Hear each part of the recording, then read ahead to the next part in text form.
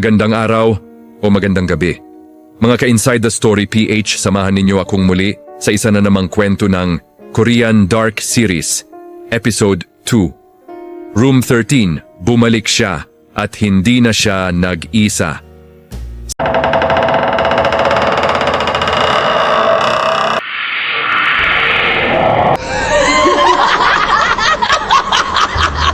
Sa bawat oras na inyong ibinibigay para makinig at manood, maraming salamat sa patuloy ninyong suporta. Kung ikaw ay mahilig sa kwentong nakakatakot, nakakakilabot at may halong misteryo at pag-ibig. Welcome muli sa Inside the Story PH. Sa nakaraang episode, nakilala natin si Ji-hoon at ang babaeng hindi dapat niya nakita. Ngunit ngayong gabi, mas lalalim ang dilim, mas lalakas ang takot at may mga lihim na mabubunyag. Ito ang pagpapatuloy ng kwento ng Room 13. Simulan na natin. Pagkatapos ng gabing iyon, hindi na makatulog si Ji-hoon. Paulit-ulit sa isip niya ang mukha ng babae, maputla, duguan, at ang malamig nitong tingin.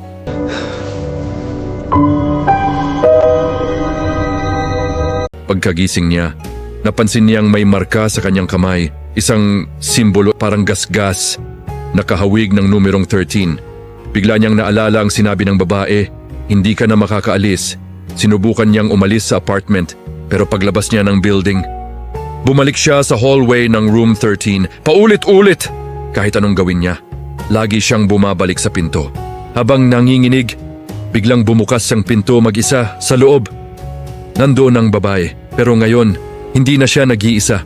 May mga anino sa likod niya, mga taong walang mukha, nakatingin kay Ji-hoon.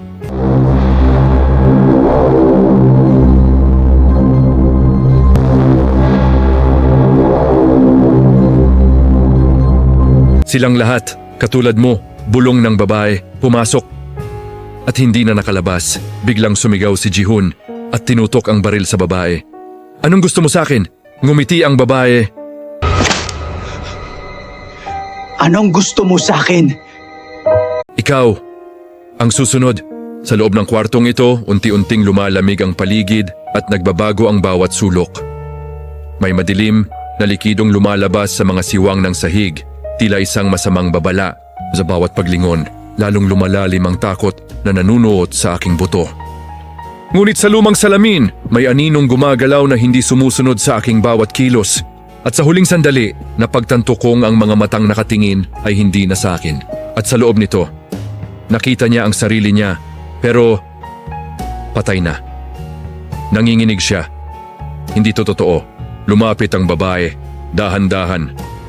At hinawakan ng kamay niya, yung marka na 13, biglang nagliwanag.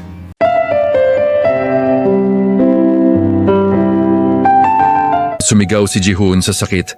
Habang ang mga anino, palapit ng palapit, hindi ka na makakatakas, biglang nawala ang lahat. Tahimik. At sa dilim, may isang boses. Ngayon, ikaw na ang magbabantay ng room 13. Pagkadilat ni Ji-hoon, nasa loob pa rin siya ng room 13. Pero iba na ang itsura, mas lumasan na, mas marumi.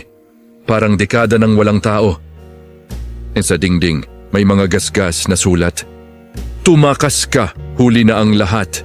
Biglang may narinig siyang iyak. Mula sa banyo, dahan-dahan niyang binuksan ang pinto. May babaeng nakatalikod, nakaupo sa sahig. Siya na naman, bulong niya. Pero nang lumingon ang babae, hindi na siya yung nakita niya kagabi. Ibang mukha, ibang mata. At ang bibig nito, punong-puno ng dugo.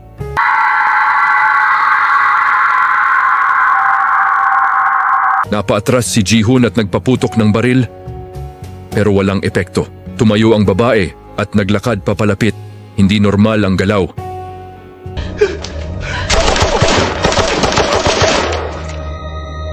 Biglang nagsalita ito, hindi lang ako ang nandito.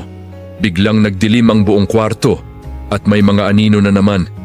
Ngayon, mas marami na sila, mga mukha na parang nabura at lahat sila nakatingin kay Ji-hoon.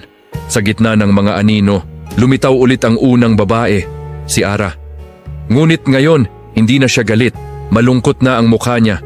Hindi kita kayang iligtas, sabi niya, pero pwede kitang tulungan kung susundin mo ang sasabihin ko. Lumapit siya kay Ji-hoon. Halos magdikit ang mukha nila At kung hindi mo ginawa, ikaw ang susunod na magiging katulad nila.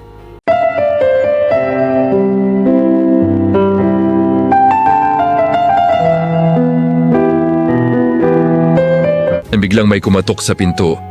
Tok, tok, tok. Ngunit ang boses sa labas. Ji-hoon, buksan mo.